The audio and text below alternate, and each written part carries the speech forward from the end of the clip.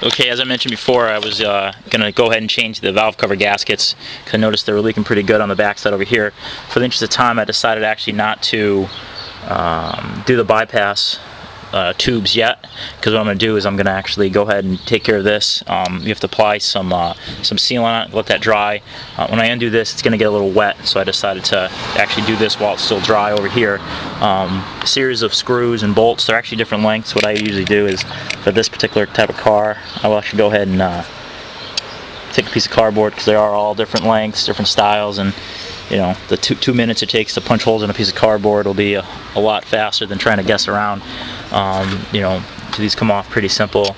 You're going to have grommets that are going to be replaced to these guys right here.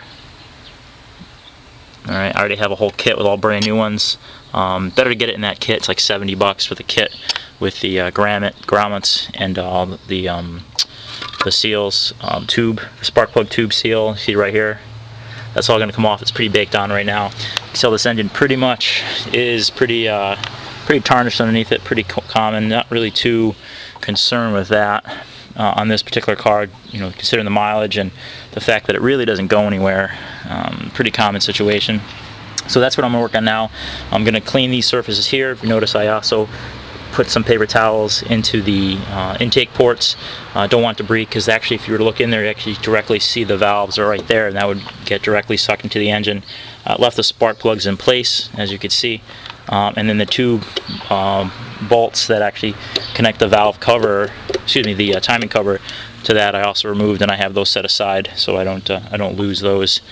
So that's where I'm at right now, and what I'll do is when I actually go ahead and start removing that bypass tube, I'll show you.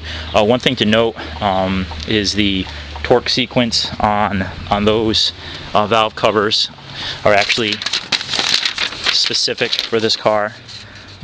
This particular car, how good you could actually see this, but there's the sequence for one of the banks. This is the right hand bank, so this would be the bank that has the does not have the oil cap on it, and this is the order in which you need to tighten them down, and I just wrote down 43 to 46 inch-pounds of torque, and you do that in 3 steps. Alright, so 1, 2, 3 pattern, and then the other side, same idea. This is the left hand bank. That's the order, just in case you guys don't have access to this information.